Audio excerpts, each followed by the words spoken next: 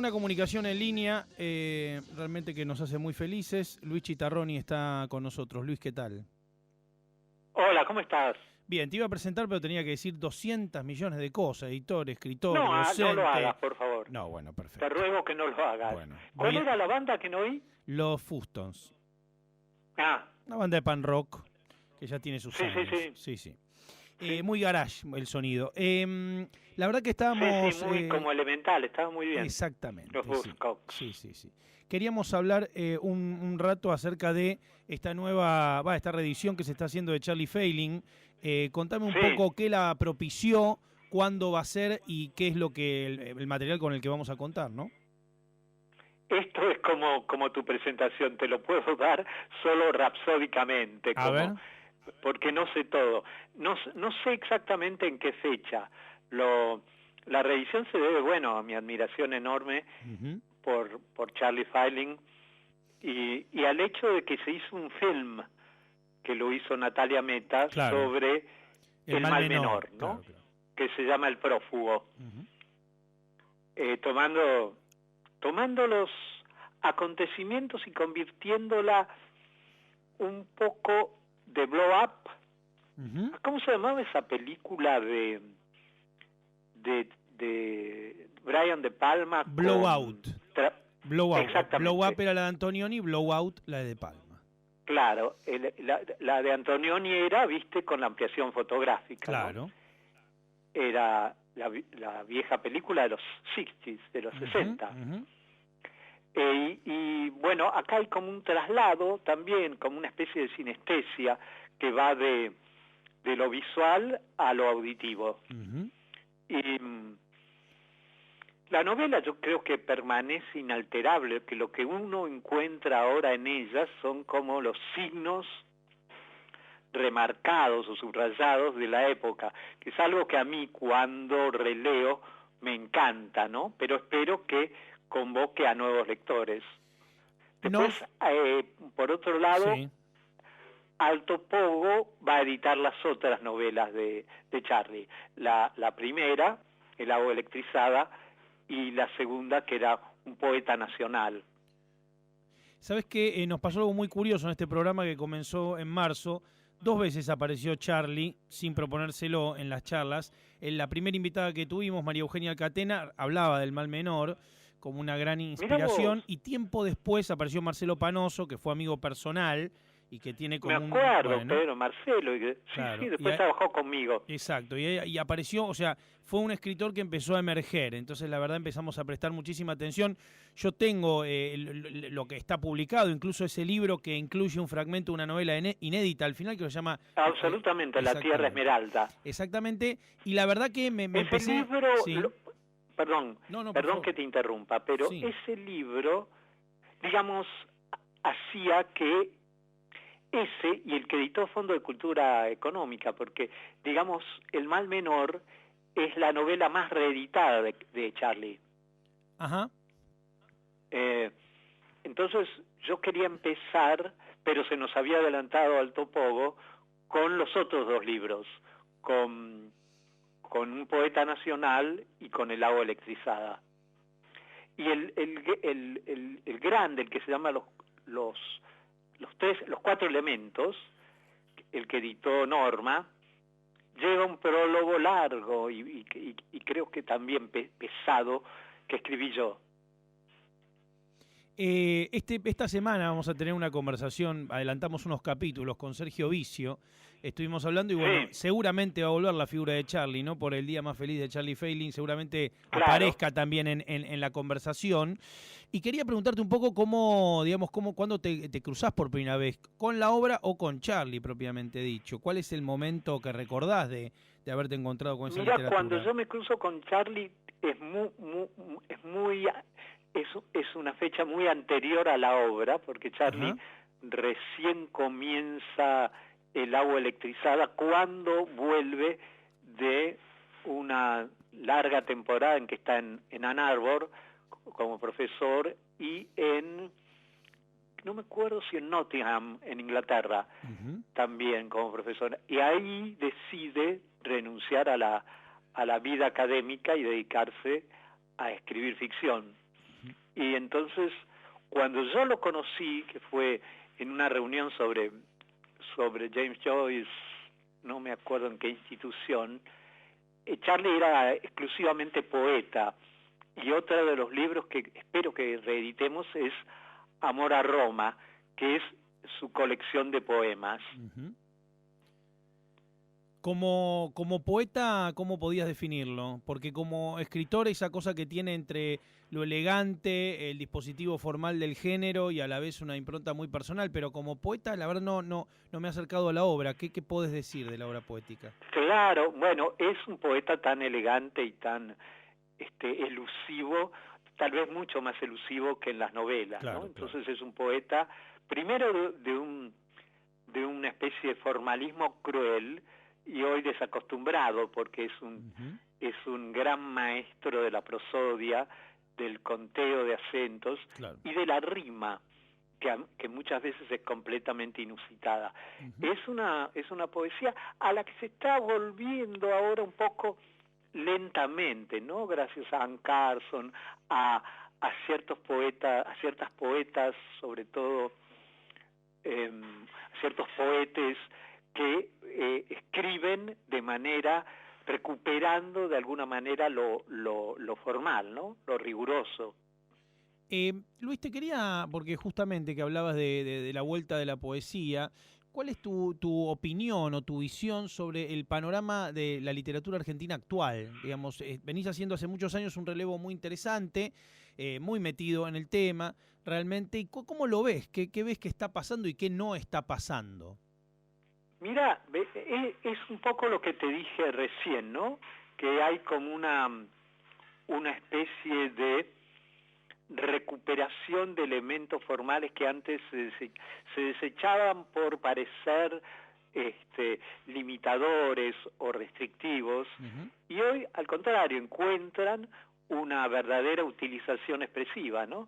Vas a hablar con un gran poeta argentino que también empezó como poeta, que es Sergio Vizio. Claro. Él seguramente va a tener una idea más formada de lo que está pasando actualmente, pero yo veo así, en términos de que leo para la editorial y leo para también la UNTREF y leo en general poesía actual, que hay una lenta recuperación de los elementos formales como auxiliares perfectos del poema, no como obstáculos, ¿no? Ajá. No como, digamos, como sí, digamos, una cosa, no un punto de partida, sino más bien una ayuda, convertirlo totalmente, claro, exactamente, no, sí, no, sí. no en un corset, no en algo que tengo que cumplir, que tengo en absoluto, en perfecto. absoluto, es decir, nada que ver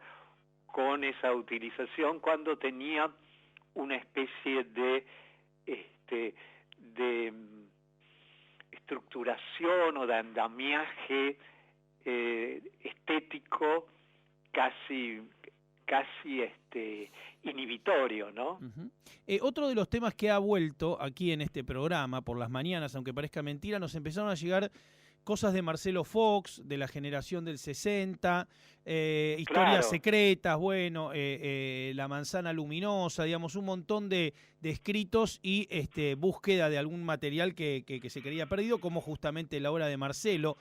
¿Qué recuerdo tenés de ese grupo literario que va desde Marcelo Fox hasta La Iseca, digamos, que se cruza con algunos otros autores? ¿Por qué te parece? Porque hay algo extraño que es como que está volviendo, que ha sido tomado por determinada generación. Sí. Bueno, hay una recuperación general, ¿no? Ajá. De los escritores. Y a mí me enriquece mucho porque es mi juventud. Claro, por eso sí. Era lo que yo leía en ese momento con gran admiración y a lo que hay muchos a los que no he vuelto, como el propio Alberto Laiseca, ¿no? Pero a quienes conocí, por ejemplo, traté y que fueron una especie de gran ayuda y de gran... El otro día estaba recordando que yo estuve sentado en en el primer casamiento, en el primer casorio de Sergio Vizio, Ajá. al lado de Alberto Leiseca, Ajá. que para mí era como un poco como el indio de One Flew Over the Cuckoo's Claro, Nest. atrapado sin salida, el que tira la pileta para que para fugarse al final. Exactamente, sí. Porque era una especie de gran gigante que decía frases sentenciosas geniales. Claro. Entonces me susurra en un momento, nadie se toma el atrevimiento hoy de ser feliz. Y viste, eso fue terrible. Eso fue como mi talismán de la noche. No, claro, sí, te regaló una gema para siempre, pero en ese contexto además que te susurre eso al oído. Absolutamente, ¿no? Por eso digo que para mí es un muy buen momento, ¿no? De recuperación. Y después a la mayoría también vi que están en Alto Pogo, creo, que reeditaron a Miguel Briante, sí. Que editaron reeditaron un montón de cosas. Bueno, porque pasa también, o uno ha advertido, qué sé yo, estos últimos 10, 15 años, una mirada y una especie de fenómeno o ebullición respecto de los maximalistas norteamericanos, mucha gente buscando esos libros, y de repente acá teníamos autores que eran poéticamente similares, mucho anteriores y que ya trabajaban con estas ideas de, ¿no? Digamos, una cantidad de conceptos dentro de la novela y de ideas y de tonos y parece como que fuimos a buscar el final teniendo acá mucha cosa fundante anterior y en nuestro idioma directamente, una cosa rara. Era, mira, como lo que Héctor decía, le dijo una vez a Foucault, perdón, a Derrida, cuando vino al Centro Rojas una vez. Resulta que nosotros nos la pasábamos leyendo a ustedes como formadores teóricos y ustedes estaban leyendo a Borges, claro. ¿no? Y es en efecto, es eso, muchas cosas acá se pensaron muy, muy bien. Se armó conceptualmente algo muy, muy interesante que no necesitaba por ahí de una especie de envoltura que la prestigiara por su valor intelectual europeo, ¿no? Uh-huh.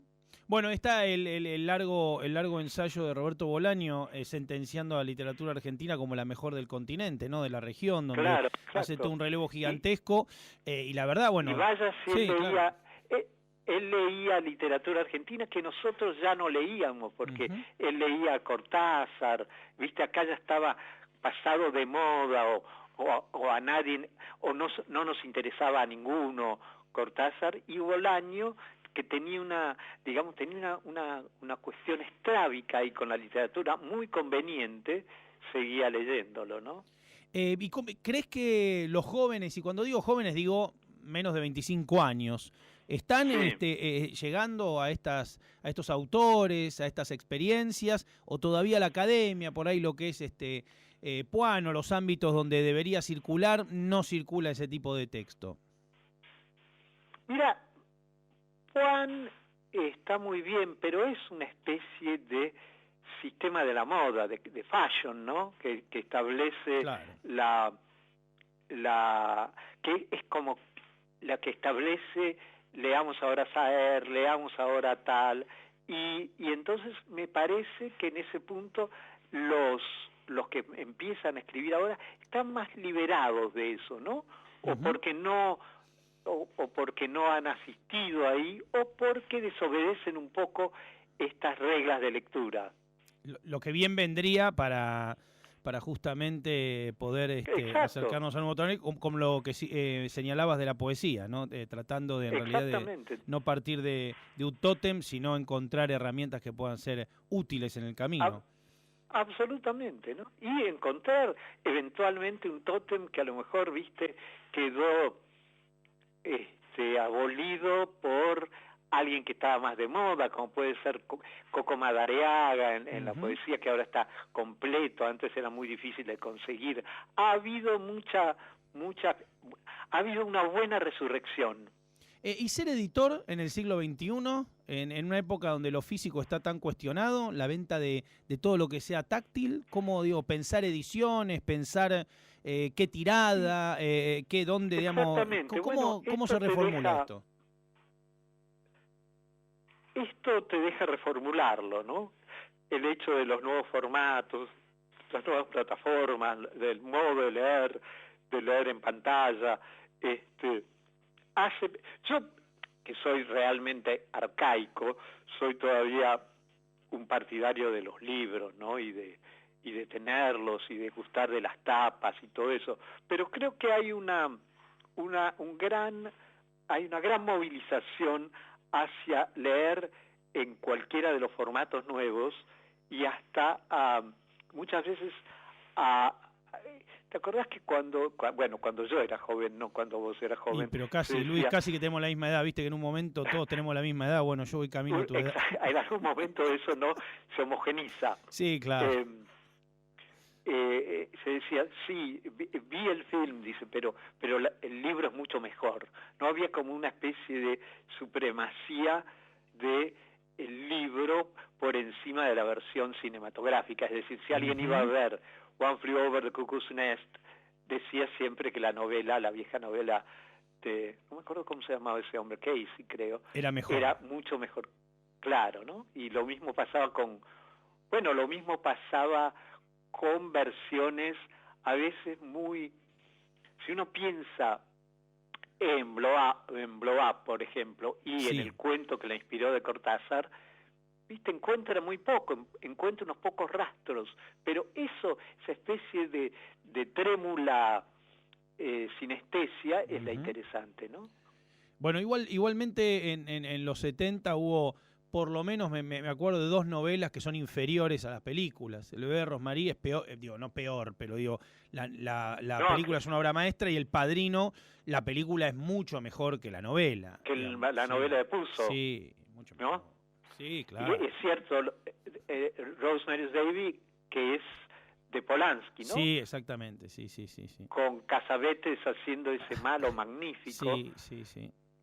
Y con, sí, efectivamente es mucho mejor que la novela de Ira Levin. Le daba mucha gracia a Cassavetes todo eso, todo lo esotérico de la obra. Le gustaba la película, y aparte tenían como una competencia con Polanski. Claro. ¿no? De hecho le pone Casbet en el Scrabble ese, le pone Casbet haciéndole un juego, una chicana de que el demonio era él, le pone un apellido parecido. Roman Casbet, que es el anagrama.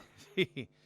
Se pone su nombre pila. La película está llena de ingenios y también, viste, muchas veces también la rivalidad crea un buen síntoma, ¿no? Para la película, como podía ser Oscar Warner y Truffaut en Fahrenheit 451, o después Kinski y Herzog. Sí, que tiene el documental ese donde empiezan peleándose por el micrófono, una secuencia. Es magnífico, ¿no? Terrible. Mi mejor enemigo, creo, sí, se llama así. Creo que se llama, ¿no? Mi mejor enemigo, en un momento hay una conspiración. De los indios. Hay una conspiración, ¿te acordás que lo quieren matar a Kinski? Dicen, él es el demonio, lo vamos a matar. Sí. Kinski trabaja mejor que nunca en ese estado de paranoia. Sí, pasa de todo, ¿no? El documental de la filmación de Fiscarraldo es tan terrible como la película. Son dos cosas terribles. Bueno, La conquista de lo inútil, después está el diario también del rodaje, Totalmente. Pero una salvajada total, ¿no? Una cosa impensada para el día de hoy, para el cine de hoy, pero bueno. Absolutamente. ¿Y en la literatura ha pasado eso, editores y autores que tengan, no te digo Kinski Herzog, pero que tengan ese vínculo? Mirá, el de Carver, ¿no? Con su editor, que no recuerdo ahora cómo se llama, era tumultuoso, porque era un señor que le suprimía muchísimo a Carver, es decir, que se atribuye la invención del Carver lacónico, porque Carver era un Carver mucho más tumultuoso y verbal. Y después también el editor de Tom Wolfe. Siempre hay, viste, alguna de estas cuestiones que también las ha planteado el cine a veces, ¿no? En películas, porque también una cuestión del cine de los 80 es el editor, ¿no? Me acuerdo un film Nada Bueno con Jack Nicholson y Michelle Pfeiffer, en el que él es editor y se va de la editorial llevándose los autores, ¿no? El Hombre Lobo. Ah, sí, sí, no, Lobo, Wolf, sí, Mike Nichols, la dirigió Mike Nichols, una banda de sonido de Morricone impresionante, que quizás sea lo mejor de la película. Buenísima. Sí. Sí, bueno, Morricone, ¿no? Sí. Morricone es el Mahler de la música. Sí, para películas. Mike Nichols la dirigió, el director de Graduado, el director de Quién le teme a Virginia Woolf. Acuerdo, claro, era Mike Nichols. Sí. Y ahí, bueno, ahí se ve un poco, decías, el vínculo editor-autor. Exactamente, como muchas veces, bueno, en realidad para alguien que se interese en el tema hay un montón de libros de editores, porque cuando se produce la gran quiebra de las editoriales, es decir, que las editoriales empiezan a ser compradas por grandes grupos, entonces las editoriales que han sido pequeñas editoriales en Estados Unidos o acá dejan de ser exactamente lo que eran, ¿no? Como puede pasar con New Directions en inglés, que eran editoriales muy artesanales, muy de cultivar a un autor en particular, y los grandes grupos exigen grandes números, ¿no? Entonces es como si pequeños sellos independientes de cine hubieran sido comprados por los grandes estudios, solo que los grandes estudios habían empezado a desaparecer. Había una leyenda también acerca del tipo que corregía y editaba los cuentos de Salinger, el editor que tenía el New Yorker, que decían que de hecho no solo empieza a escribir distinto después de la muerte de esta persona, que muere bastante joven, de cáncer creo, sí. Y Salinger tiene como un momento, y algunos atribuyen a la desaparición de Salinger pública o la idea de guardar las obras a este quiebre que sufre con hasta que trabajaba con esta persona y dejó de trabajar. Una cosa, bueno, ¿no? Vos sabés que Salinger, que era famoso porque lo rechazaban en el New Yorker, cambia efectivamente, no solo cambia el modo de escritura, cambia hasta de aspiración de escritor, porque empieza siendo una especie de poeta a lo T.S. Eliot, ¿no? Que escribe The Inverted Wood, un texto muy alegórico, muy lleno de simbología, y se convierte en el que hoy admiramos, ¿no? Que es un escritor muy distinto, mucho más lacónico. En general, en el caso de Rulfo también se decía que lo habían inventado sus editores, ¿no? Que eran en ese caso Arreola y Alichu Macero, los editores del Fondo de Cultura Económica de México. Pero si uno piensa a un autor como un pequeño colectivo, ¿no? La idea de, un autor no solo es un autor también es su editor, también es su portadista, también es su corrector. Digo, es lógico eso, los directores de cine, lo mismo, Hitchcock por Saul Bass, por Bernard Herrmann, por Eddie Head, digo, y no está mal eso, ¿no? Por la puesta en escena maravillosa, claro. ¿No? Sí. Pero es curioso porque uno no, por eso te decía, para mí que soy de la vieja escuela y que todavía los libros me gustan por las ediciones, o sea que yo una vez edité Salinger, The Catcher in the Rye, y a mí me hubiera gustado editarla con el viejo nombre que tenía cuando la leí, que era El Cazador Oculto. Claro. Sí. Y entonces puse el título en inglés en la tapa. Y Salinger tenía prohibido en todos lados ilustrar las tapas de él. Él no quería que el lector tuviera ningún indicio o que fuera guiado a tener una idea del personaje que no fuera la verbal. Sí. Y nos inició juicio, todavía vivía. Salinger, que era fatal, ¿viste? ¿Por qué le pusiste vos? ¿Un Holden Caulfield dibujado? ¿Qué hiciste? ¿Qué pusiste? No, puse el título que creo que era El Guardián en el Centeno, claro, el que le habían puesto los españoles, y abajo The Catcher in the Rye, perfecto, en inglés. Y él reaccionó mal ante eso y estaba muy, muy pendiente de esas cuestiones. Si te fijas, en inglés, por ejemplo, ninguno de los libros tiene una portada con ilustración. No, claro. Sí, sí. Bueno, la de Alianza, que me acuerdo, era toda blanca, la que se encontraba acá, que no sé. Claro. Claro, blanca con una especie de lápiz que decía el guardián entre centenos Salinger, listo, nada más. Sí, o Franny and Zooey, o me acuerdo de un libro que a mí me encanta de Salinger, que es Rise High, The Roof Beam, Carpenters, y Seymour, una introducción. El último, lo último, sí. Claro, sí. Que es, viste, nada más que los titulares. Pero, la vieja. ¿Sabés algo de, bueno, por un lado está ese mail secreto que circula con un montón de cuentos que se filtraron o algo así, que se pasaba en un momento, circulaba, y después, ¿en qué momento los hijos van a liberar el supuesto material que ha quedado de 20 años escrito de los Glass ahí dentro del búnker? Absolutamente. Mira, no sé, pero no es buena la relación entre los hijos. De hecho, la hija publicó una biografía de él. Sí, la tengo. De Salinger, ¿no? Sí. Yo también, sí, pero... El escritor oculto le pusieron acá, algo así se llama, ¿no? Sí, salió una edición en castellano.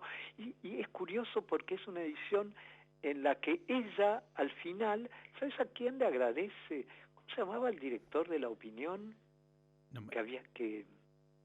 Director de La Opinión, ahora te digo. Sí, que estuvo en Cannes, en Estados Unidos. Ahora lo sacamos, ahora buscando en tiempo ahora real. Lo sacamos. Sí. Bueno, le agradece ahí. Ahí le agradece a este hombre.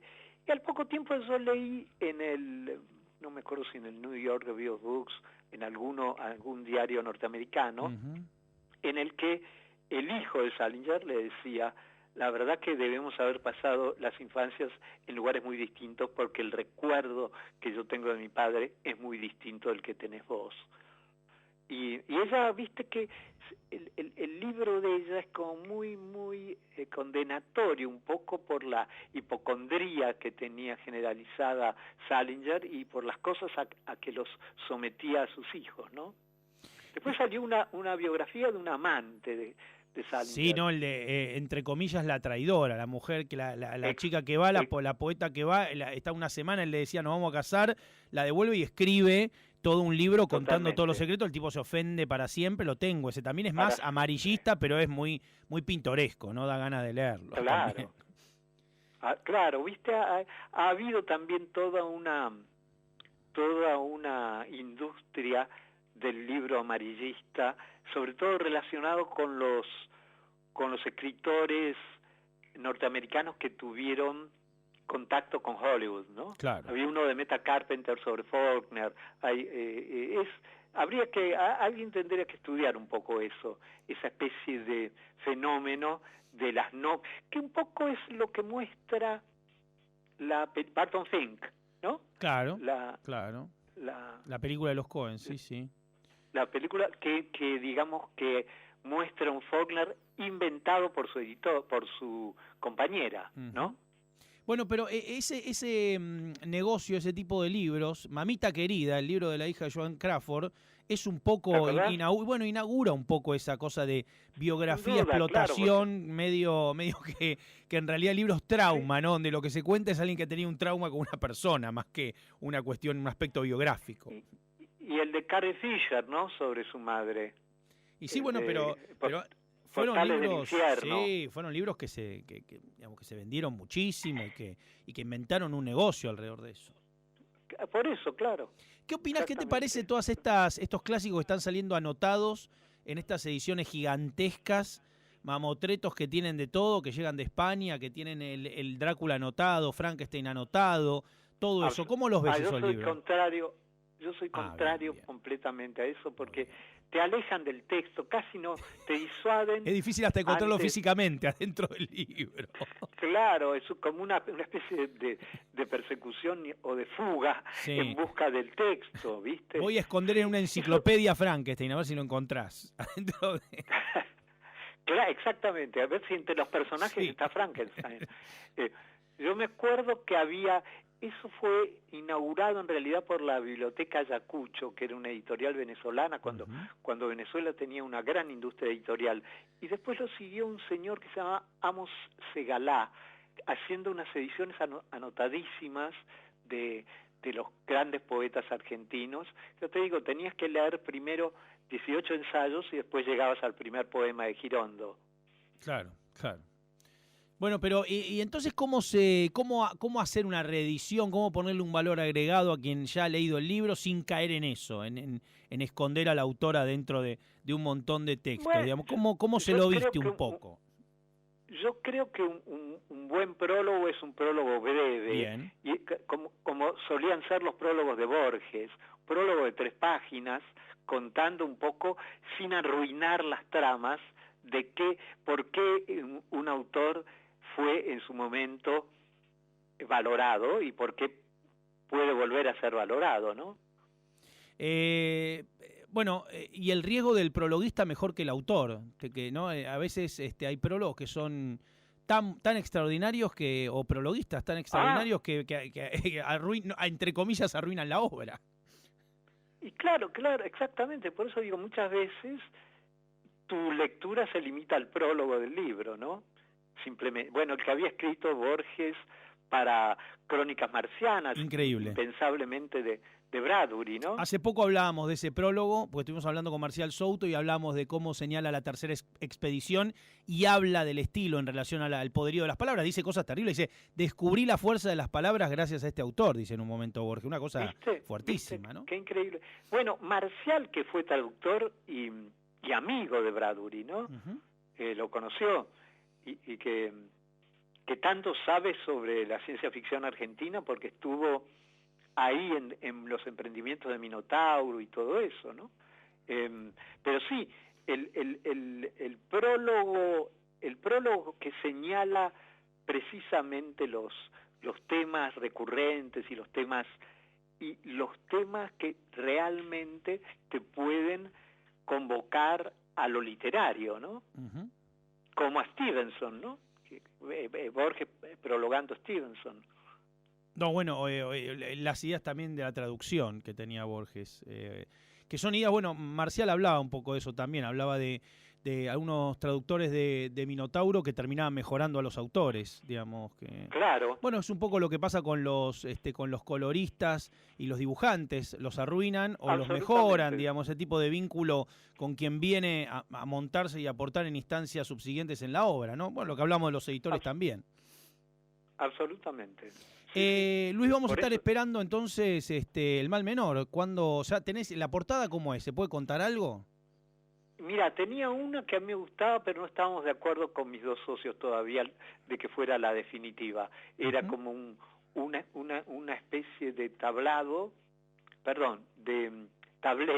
de portero eléctrico donde estaba señalado en un timbre el Mal Menor. Yo me acuerdo que Charlie tenía la idea, antes de publicarla, porque fue finalista del Premio Planeta, antes de publicarla en Planeta, tenía la idea de hacer el Mal Menor con una ilustración de algo casi insignificante, con un botón de Magritte, que es un detalle de la pintura, no es la pintura completa. Una idea fractal, que él quería un fractal, algo que no... Absolutamente, que fuera, un fractal que, bueno, ahí se condensara una especie de pequeño Aleph. Bueno, el Aleph es pequeño. No, claro, pero cómo esa idea, cómo estéticamente se encuentra repetida muchísimo en la época. Es una idea que también hace 15 años, la idea fractal, pero no solo estoy hablando, pero en la disciplina que quieras, desde la publicidad hasta ciertos discursos poéticos, hasta ciertas ideas, increíble, pero la hiperconectividad de repente trajo lo fractal de nuevo, quizá por la inmediatez, la necesidad de rápidamente tener una idea, pero ha vuelto. Yo me acuerdo de un ensayo viejo de Quique Fowell sobre el Fjord de Lamborghini, que decía que era una novela fractal. Digamos, viste que también ahí es una cuestión también, que de algún modo pone en juego temas que están de moda, ¿no? Sí, claro. Bueno, varios cuentos de Fowell, o algunos podríamos también acusarlos, entre comillas, de fractal. Sin duda. Varios. Sin duda. Memoria de paso. Sí, claro. Sí. Los Ritos de Sangre, sí, varios podrían ser fractales de una novela no escrita nunca, ¿no? Que uno dice, bueno, acá Claro. evidentemente pasaba más. Gracias, Luis, por esta comunicación. Vamos a estar esperando El Mal Menor y todo lo que estén publicando, así que un placer enorme. Estaremos Magnífico, atentos. Se los mandamos. Por favor, muchas gracias. Muchísimas gracias, un abrazo gigante. Un abrazo. Gracias por atendernos en un feriado, Luis Chitarroni, un grande de la literatura argentina y universal también, porque uno dice Argentina porque nació acá, pero en realidad su trabajo es extensivo a la literatura universal.